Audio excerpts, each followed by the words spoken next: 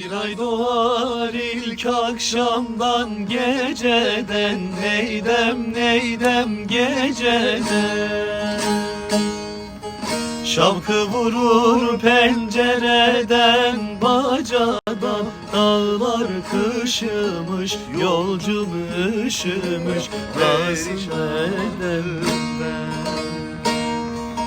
Şavkı vurur pencereden, bacadan dağlar kışımış, yolcum üşümüş, perişanım ben.